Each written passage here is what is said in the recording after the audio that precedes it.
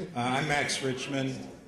I'm the president and CEO of the National Committee to Preserve Social Security and Medicare. And thank you for joining us here to help us unveil our new women's initiative, Eleanor's Hope. And the purpose of the project is to advocate for women's income equality, retirement security, and health protection that's equal to their male counterparts. And you all are important to that effort. You're, as congressional staff, you're going to, I hope, learn some things this morning and help us educate members of Congress. And hopefully your bosses can help shape some legislation that comes out of this. And I know how important you are. I'm sure the Congresswoman does too. I worked on the Hill for 16 years. You don't remember the congressman? Or you do, Congressman. Sid Yates, who was my first boss. And my first assignment was to prepare a position paper for him. And he got up at a meeting and started reading it. And he looked down at me and he said, "Is that what I think?" I said, I don't know. That's what I worked on. So you guys are really important. The National Committee was created by former Congressman Jim Roosevelt, who was the son of President Roosevelt and Eleanor Roosevelt. And he created it to, as he told me, I had the good fortune to meet him when I started with the committee. He created it to preserve his father's, what he felt was his father's greatest legacy, Social Security. And we have spent, the organization, it's been around for 32 years, we have spent a lot of energy, a lot of effort protecting these programs, just preserving them. And that's been more than a full-time job for us for all of these years. But a couple of years ago, we decided it's time to go on the offense. Stop playing defense. Start working on improving these programs. And that's what we did. And we called on Congresswoman Eleanor Holmes Norton. And our first foray in this was our glass ceiling report, which you came up and we'd had a briefing, I think it was in Rayburn. And I thank you for doing that and coming back again. And we followed that about a year later with our Boost Social Security campaign to improve Social Security benefits. And now, and let me acknowledge Pamela Causey, because this is really her inspiration, her brainchild. Thank you for that. And she began talking to us for a couple of months about a project that we would call Eleanor's Hope. Eleanor Roosevelt would have celebrated her 130th birthday this month. Doesn't seem like that long, but her 130th birthday. And that's why we thought it was a perfect time to kick off this initiative. You know, we know, and the people on this panel are experts, that women have come a long way since Eleanor Roosevelt's day, but they still lag behind male peers in so many ways. And we hope that this effort will help us achieve parity in Social Security benefits, income equality, caregiver credits. We've been talking about that forever, and it's time that we changed the law so that we do have caregiver credits, which would help predominantly women. This effort, we hope, will raise awareness, recruit new activists, highlight female leaders, and generate attention for these issues. So we're joined with a distinguished panel this morning. Dr. Heidi Hartman, Judy Fetter, Dr. Judy Fetter, Dr. Brenda Sulik, all these doctors.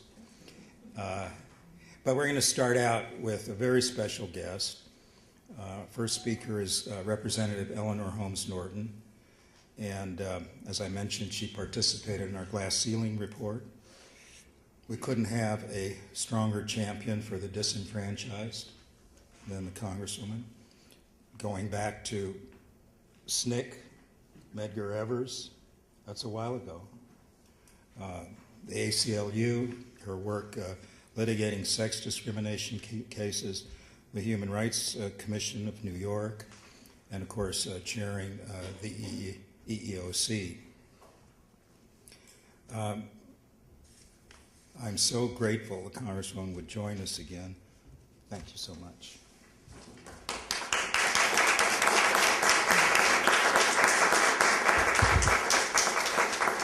Thank you very much, Max Richmond. I do have to confess that I thought that Eleanor's hope had struck it rich when I saw the refreshments. Then I thought, no, that's Eleanor's legacy. I didn't know how to take it, but I took that cup of coffee anyway. It's a great pleasure for me to say a few words of introduction to what I regard as a very important panel. Now, we all are going at women's issues, particularly this month, when Republicans and Democrats are both embracing women's issues like they've never been embraced before. When Max talked about Roosevelt's legacy, you know, it's so rich, it's very difficult to pick out one part of it. Since virtually all of it lasted to today, that is richer than the rest. But I guess if we had to, we'd have to choose Social Security. Many of us are thinking about the minimum wage as we try to get that raised, another part of that legacy. But this is a very special part of the legacy. And what's important about the panel is that it takes a different cut at it. When you see the ads on television about women, and you see them from both sides of the aisle, people speaking about how they are supporting women, you normally see a young woman who speaks about, or speaks to, let us say, women across America. But have we forgotten that the wage gap follows a woman from the time she enters the workforce into old age? Now, she may be gifted by happenstance with longer lives than men, but old age should not put a burden on you that you first got when you were young and fancy-free and entered the workforce and look forward to the rest of your life. And yet, unequal wages follow women, and even those who did not work at all, but had the glory of raising a family, will find that their Social Security is less than the Social Security of men. It is, in the Affordable Health Care Act, we have one of the biggest selling points was that we were going to make it so that the pre-existing condition of being a woman did not mean that you would be punished when you went to pay your premium. We've got to single out these issues, and we've got to alert young women so that they understand they are not talking about their jobs. They are talking about their future.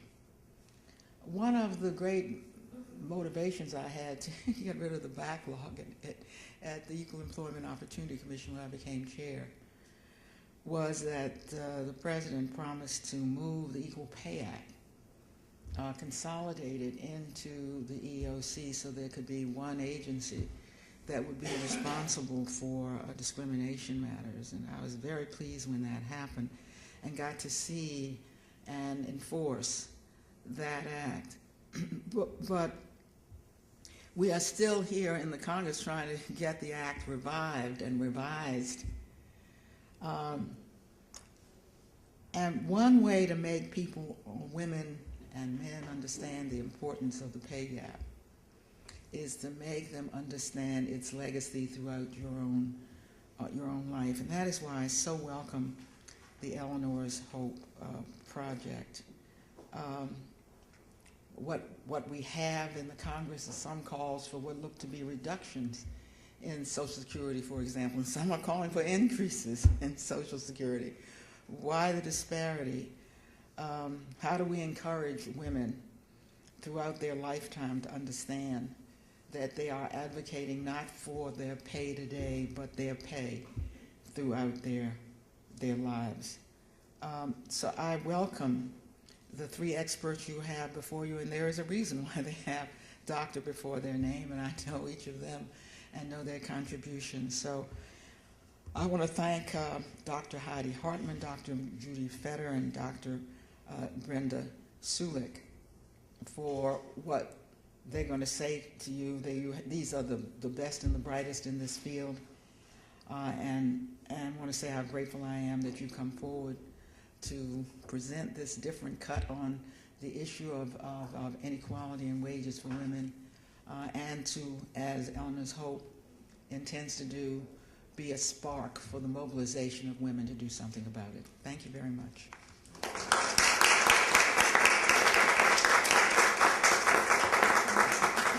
Thank you so much, Congresswoman, for lending your voice to this effort.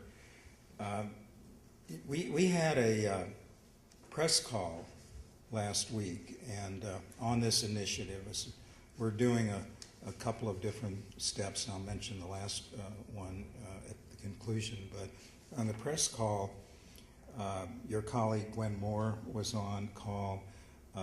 Terry O'Neill, president of NOW, who's also on our board. Dr. Sulik was on the call. And James Roosevelt. And James Roosevelt is the grandson of FDR. And his father, Jim Roosevelt Sr., founded our organization. But Jim Roosevelt said something that I'd never heard it expressed this way. He said, Social Security is gender neutral, but life isn't. It's pretty interesting. We know women have generally different work histories, different earning histories, average longer lifespans. So life is not gender neutral, and we need to make sure Social Security takes that into account. So next I'm going to ask Heidi Hartman to speak to us.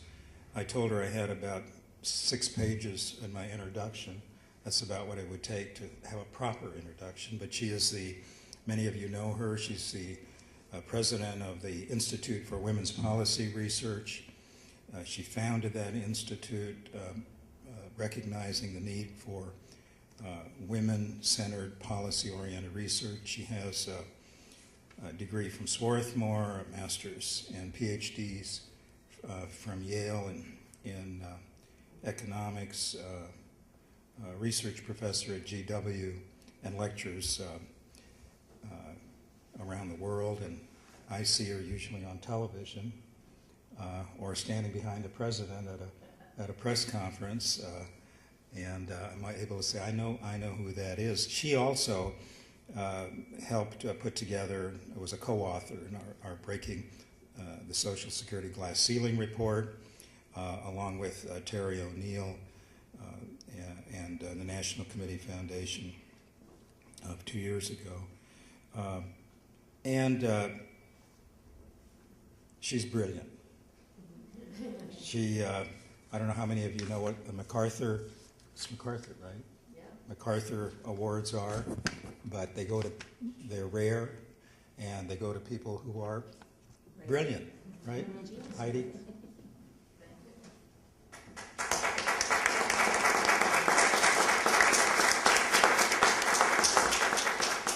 Hello, everybody. It's always a pleasure to be here with the National Committee to Preserve Social Security and Medicare, especially because Max gives such a great introduction. And so does Congresswoman Norton. It's always a pleasure to be here with her, as well as my other co-panelists. I was just telling Congresswoman Norton that we usually see each other at the 4th of July parade in the Palisades neighborhood, and indeed we do. So I was asked to sort of cover the waterfront, the economic situation of women, and I think both Max and Congresswoman Norton have basically given it to you in a nutshell. Women live longer than men, and they have less money. There you go. That's the problem, right? You have less money, and you have to stretch it out over more years. But of course, we can embroider that in various ways. And I think we all know what the wage gap is. We got a 1 cent raise this year from 77% to 78% of what men earn for full-time year-round work. So for every dollar a man makes, we make 78 cents. However, the change from 77 to 78 cents was not statistically significant. And it did not change the year. If we had the progress at the same rate we've had it lately, it would be 2056. Is that right, Jeff? 2056 or 2058? One or the other.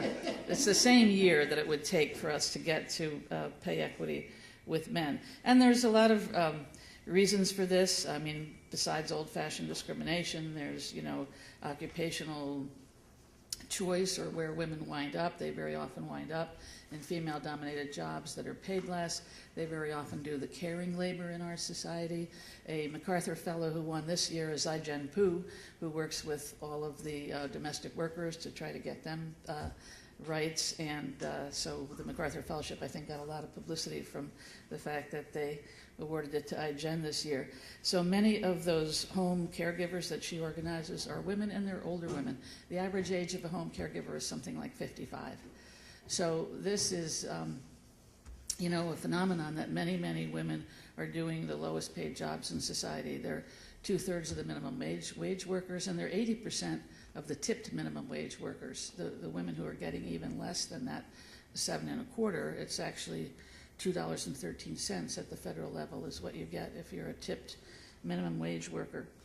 When I was in high school, I was a waitress at a diner, and I got 56 cents an hour compared to the standard minimum wage of 95 cents. That was a lot better than $2.13 over $7.25. That tip minimum wage has lagged, and when we next raise the minimum wage, the Restaurant Opportunity Center and other groups working on it would like to eliminate the tip minimum wage entirely, and let's just all go to whatever the new minimum wage is going to be for everybody. So that's going to be a long-term challenge, but that's just one of the many, many things that would help women bring up their wages at the bottom. If we could bring up wages at the bottom, if we could have more unionization, of course, if we could have equal pay, and if we could continue to get women into some of the higher paid occupations, that kind of progress, getting women integrating male-dominated occupations, getting the wage ratio to increase. We haven't seen any progress in that area in about 10 years. There's been no change in no progress in occupational integration in the last 10 years, and there's been virtually no progress in further narrowing that wage gap. So we have a lot to do to bring up, women's economic security in the labor market. But there's another reason too, not only where they work and what they earn, but the fact that women do take more time out of the labor market. They still have the babies. I would like to change that. I would really like to equalize that, but I haven't been successful yet. Yeah, even that, I'd be happy for that. So they still have the children, and they often are also the ones who are still doing elder care. So between taking care of your older parents, your children, and often your spouse, who is very often older than you if you are a woman, women do spend more time out of the labor market, both from working part-time and from taking years off. In any given year, about twice as many women are out of the labor market than men. And that does have an effect on their wages too, of course, when they do work. But it also has a big effect on their lifetime earnings. So when we calculated this using the panel study of income dynamics at IWPR a few years ago, we discovered that the typical woman made only 38% of what the typical man makes over a lifetime. So it may be 77 or 78% for full-time year-round work, but that's not what all women are doing all of their years in the labor market. And recently, Melissa Favreau at the Urban Institute updated that for me, and she said it's now up to about 50%. So the typical woman makes about 50% of what the typical man makes over her lifetime. So how did we as a society deal with that? How did we account for it? Well, we had the institution of marriage. marriage was the way a woman could get access to that higher pay and secure pay when she was out of the labor market for childbearing or family care. She had the higher wages of her husband. And these days, marriage is declining, and about a third of the women earn more than their husbands in any given year, not necessarily over their lifetimes, as we've just said, but that in any given year. So marriage is less of an economic, security blanket for women. In fact, I just saw some data that in the last 10 years, women who are 50 to 59, now these are the women who are thinking about retirement, the share of them that never had a marriage that lasted 10 years more than doubled. It went up from 7% to 16%. So that means that they are not entitled to Social Security on their spouse's account. Both men and women can get Social Security from your spouse, but you have to have been married to 10 years to the same guy consecutively. You divorce him, you remarry, doesn't count. It has to have been the same guy 10 years consecutively. And that is actually a very, very important part of the insurance system of Social Security.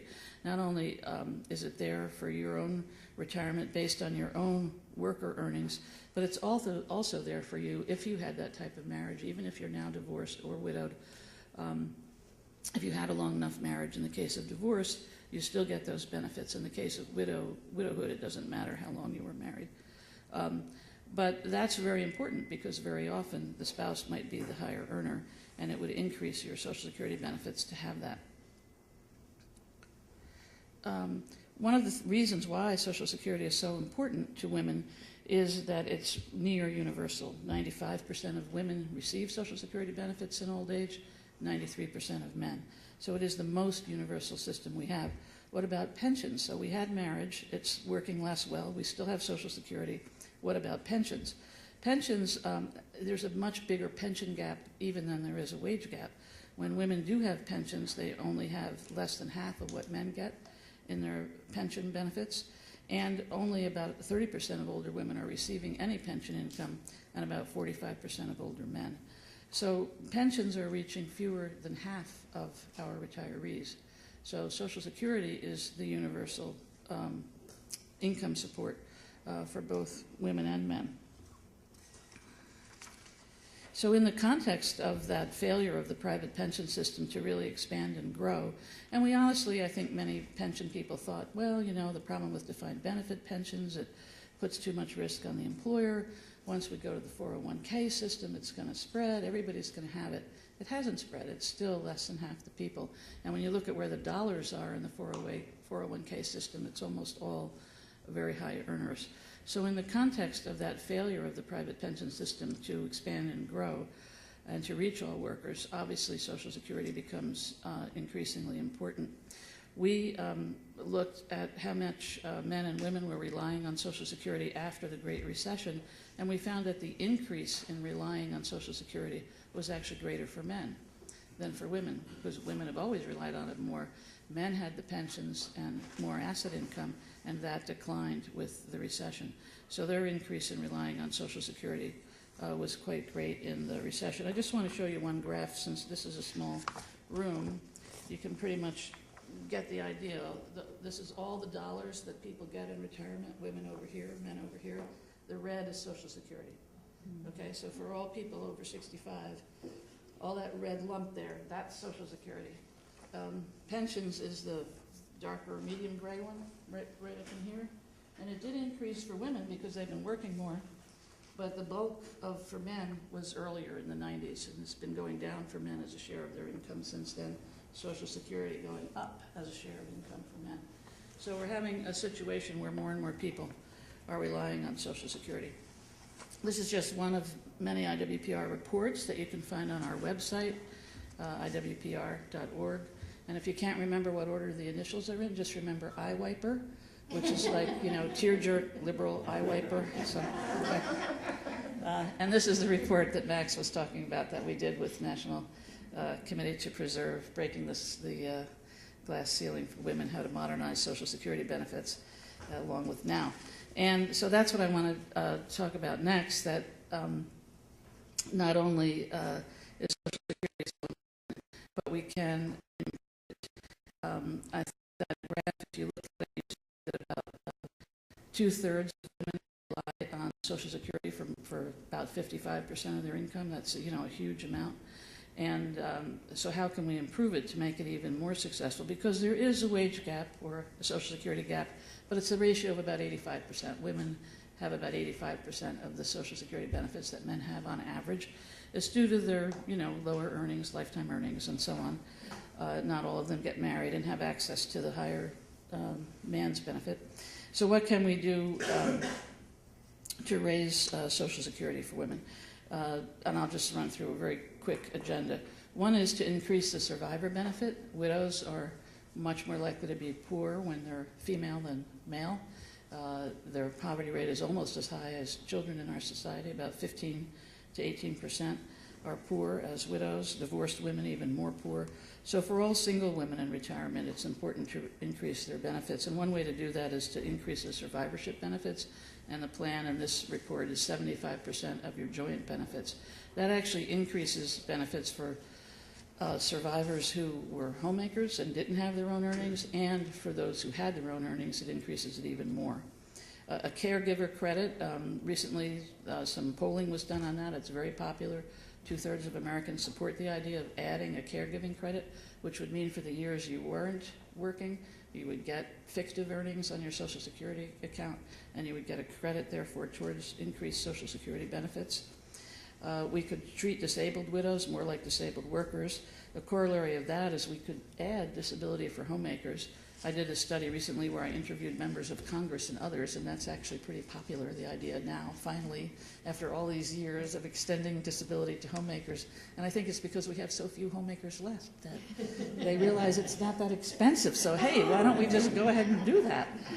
And then increasing benefits for everybody across the board because the recession has taken such a toll. We bailed out Wall Street. What about bailing out Main Street through Social Security? And taking special care of low-income workers by increasing the special minimum. So there's a full agenda that we have really for improving Social Security for women, but we also need all the things that would improve women's lifetime earnings. I mentioned the minimum wage and equal pay, but there's also things like paid family leave, paid sick days, and subsidized child care. All of those things would really help women strengthen and lengthen their labor force participation, as we economists call it, and that would improve their wages in the long run and their lifetime earnings. So I think I'll end there. Thank you very much.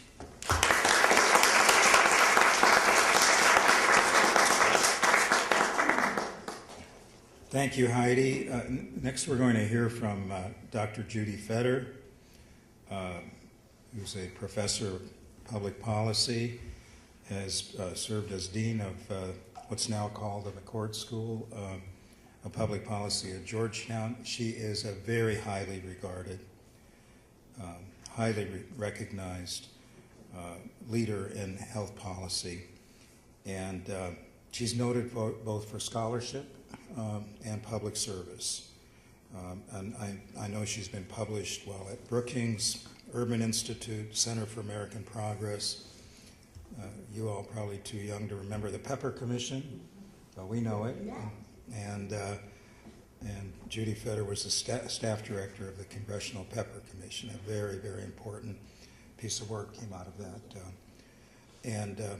Finally, let me just say that she served under President Clinton as the Deputy Assistant Secretary for Planning, and she was the Democratic nominee in which district? In Virginia 10. Virginia 10 in 2006 and 2008, and we were smart enough to support her. Thank you. Judy?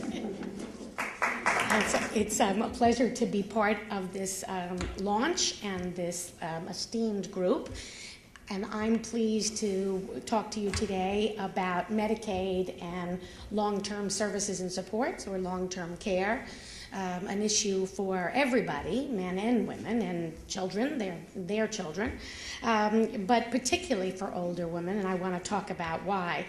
It's an important thing to bring attention to Medicaid and long-term care right now, because attention on Medicaid is so heavily and appropriately focused on the Medicaid expansions in the Affordable Care Act, which are critical. We got roughly half the states, leaving their population, where most of the uninsured are, without coverage. So it is appropriate to focus on the health insurance aspects of Medicaid.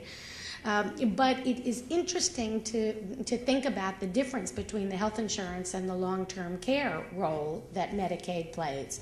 On health insurance, Medicaid is there to protect low-income people who don't get health insurance through their jobs. That's the primary way that younger Americans get health insurance.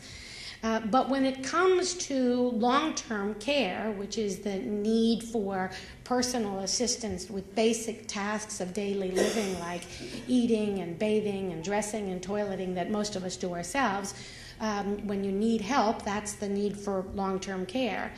In that case, we have no insurance system for long-term care. So Medicaid is pretty much it. And when the men and women of any age, 5 of the 12 million people who need long-term care are under the age of 65. People forget that. It's a small likelihood on a very big population. But though people can need it at any age, it is among older people that people are most likely to need help. The need increases with age. And women, for the very reasons that the Congresswoman said, and that Heidi backed her up on, because women live longer and have less resources, they are most likely to need long-term services and supports. I'm going back and forth using both labels. In addition, they are most likely to provide long-term services and supports. So this is very much a women's issue, and keeping Medicaid strong for women until we develop an even more supportive long-term care insurance program is essential to both the receipt and the delivery of long-term care to people who need it. So let me focus a little more on why Medicaid is so important. First, we sometimes forget this, but it's very important. It is families who provide the bulk of care to people who need the kind of assistance that I was talking about. 80% of people living in the community with long-term care needs, and that's most of the population of all ages who need long-term care, are dependent entirely on their families for the receipt of care. Now, it's a good thing that families deliver care. That's what we want to do as family members when we are able to do so. But not everybody is. And the truth is that we are demanding too damn much of family caregivers, and they are facing burdens themselves. These caregivers are overwhelmingly women, older women. They are caught between caring for their parents and caring for their children, getting them started in life. And it's a squeeze. And what we know from work that AARP and others have done is that caregivers are giving up job opportunities in order to care for family members. So they're losing pay, exacerbating the story that Heidi laid out. And they are experiencing health problems as a result of their extensive involvement of care. And though they do a great deal, we also know from the evidence, it is often not enough to deal with the full needs of caregivers, which are beyond the capacity of family caregivers to address in many cases. So it is an important, families will always be part of providing long-term care. As I said, that's what families do. But we're putting too much weight on family caregivers. And when they run out of steam or aren't available, as I said, Medicaid is pretty much the only solution for people who need to purchase long-term care. As I said, there is no insurance. Medicare doesn't cover long-term care. That's sometimes confusing because Medicaid pays a boatload of dollars to the long-term care providers, to nursing homes and home health agencies. But those payments are for post-acute care that you need as part for, usually, though not always, for a limited period, following or as part of an episode of acute illness. It's not about the personal assistance that people need that we call long-term care. Confuses a lot of people, and I've seen at least one CBO report that hikes the spending, the public spending on long-term care by mixing together the Medicare and Medicaid dollars, even though CBO knows better, and they say so in the report. So don't get confused by that. We spend a lot, but not all that money is going for long-term care. Private insurance, it has been for long-term care, has been a fledgling industry since I was a fledgling, and it just is not going to grow up. It is very challenging for the private insurers to take on an insurance obligation when people are young, and for benefits that will not be received for many years down the road. By the time you are older and more likely to need it, it's too expensive, so they want you to buy it earlier. But if you buy it earlier, its benefits are limited. That's the way they're selling it, to protect them against unexpected, unanticipated burdens. So it may not be enough to take care of you when you need the benefits. They have not found a way out of this problem. And although there are proposals on the table, legitimate and probably worthwhile proposals, to improve long-term care insurance products, to improve regulation of long-term care, and that's a good thing. Product ought to be of value. Even the proponents of those policies argue that if you did everything they suggested, you'd still leave likely 80% of Americans without protection if they need long-term care. So you have to be careful not to see any supports for improving private long-term care insurance, which, as I say, may be worthwhile as a substitute for a strong Medicaid and ideally a strong public social insurance program.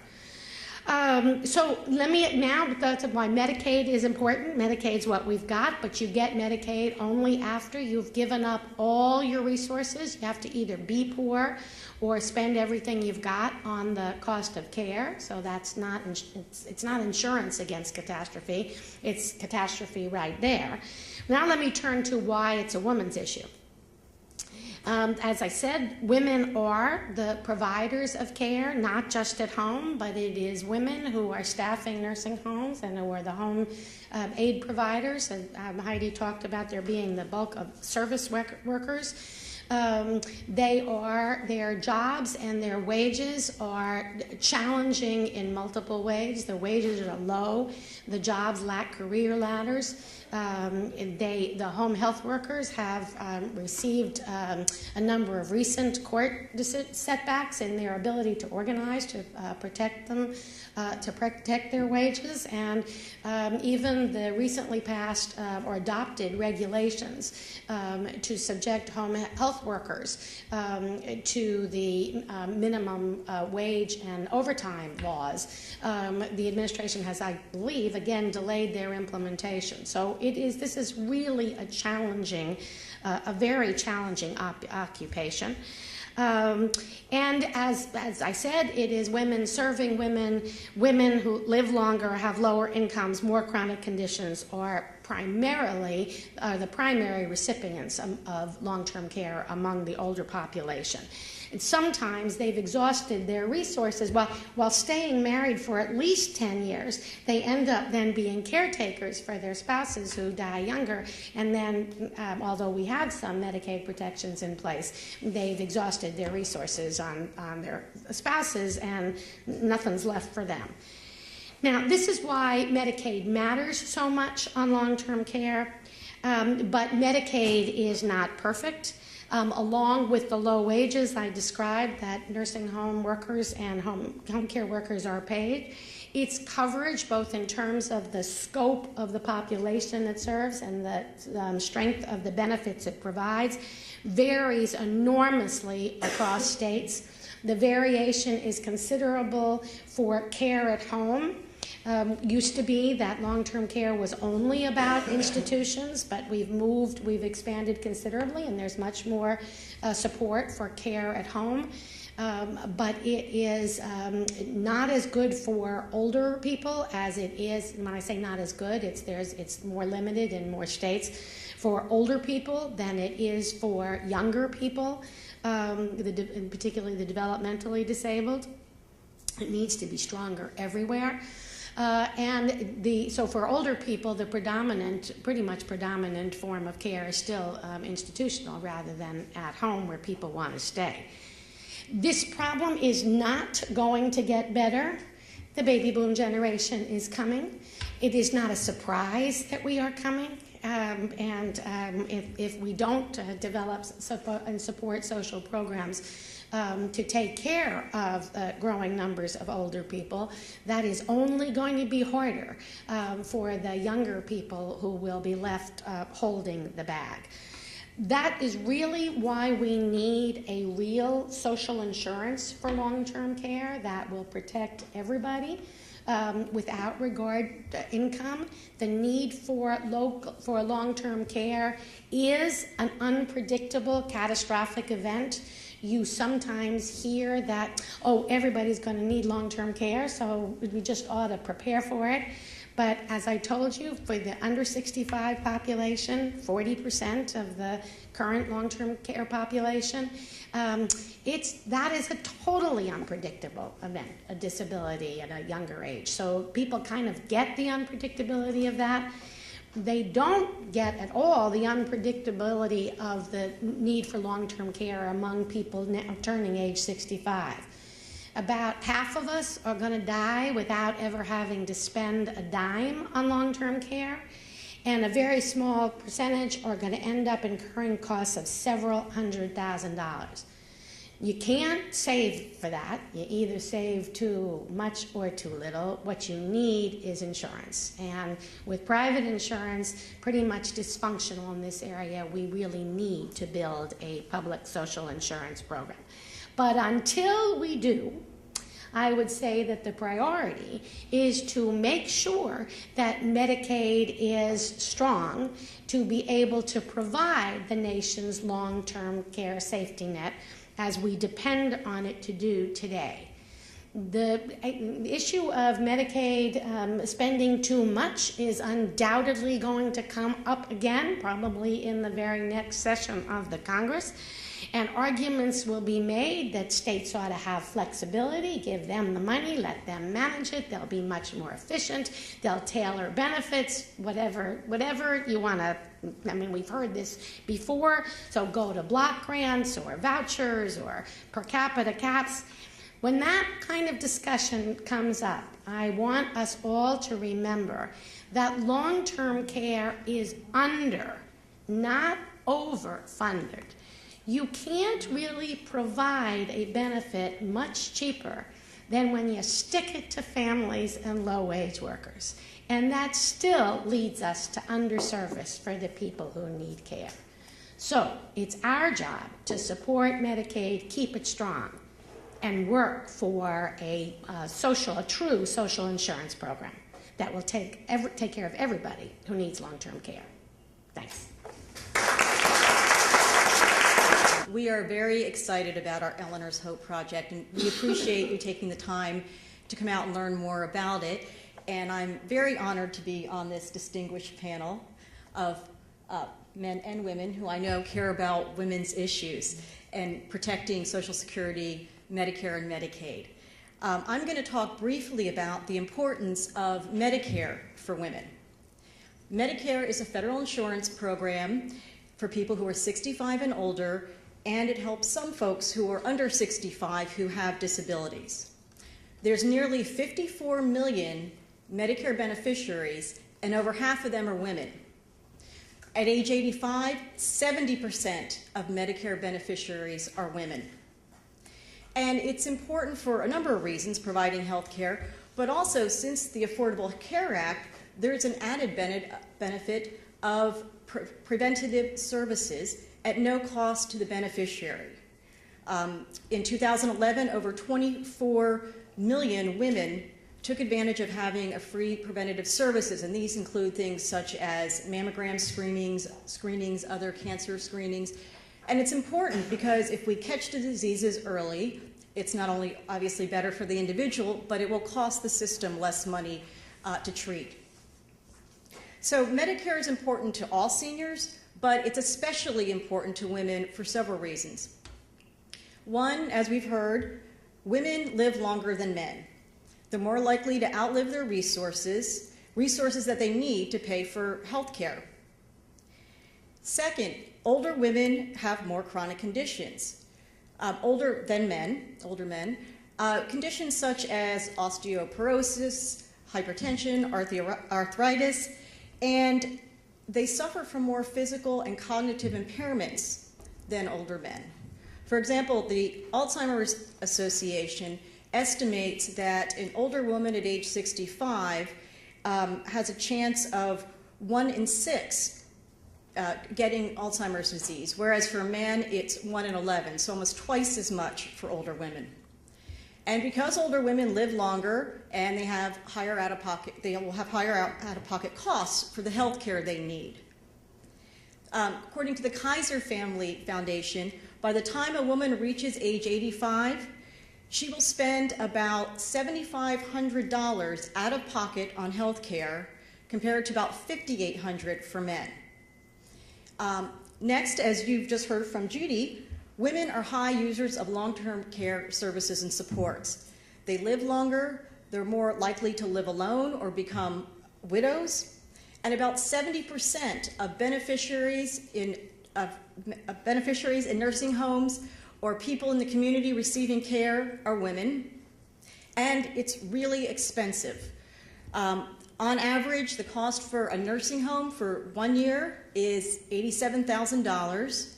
To have a home health aide come in, it's $20 an hour on average. Many people cannot afford this, especially older women, because many live in poverty or they're near poverty rates. As we've heard, there's been a lifetime for many women of having low-wage jobs, working part-time, maybe taking time off for caregiving. And in 2011, we have about 11% of older women in poverty compared to about 6% of men. And for women of color, it's twice as high. Older women tend to be more in the dual eligible category, and that's folks who are eligible for Medicare and Medicaid. About 2/3 are women. And these are very poor, sick individuals. So it's important that we strengthen Medicare for everyone, and especially for older women. Proposals that would cut benefits, privatize Medicare, or push more costs onto Medicare beneficiaries will especially hurt women. The National Committee has a number of recommendations that we offer to strengthen Medicare. And I hope you picked up one of our folders because we have 4 issue papers, one on Medicare, on Social Security, on pensions, on Medicaid, and we include recommendations for how we think we can strengthen these programs even further. In terms of Medicare, for example, we support building on provisions in the Affordable Care Act that provide better care for Medicare beneficiaries through care coordination and caring for folks with multiple chronic conditions. We think there's ways that we can generate more savings on prescription drugs, such as providing rebates to individuals who are dually eligible or who receive the low-income subsidy for Part D, as they had in the past.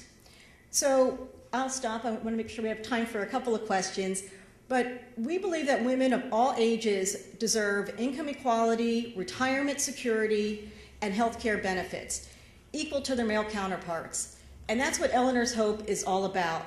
And we need to advocate for this. These are obviously not new issues. We've been hearing this for a while, but what we really need to do is we need to mobilize men and women to get out to the polls and learn about these issues and understand the importance of these social programs for all women. Thank you.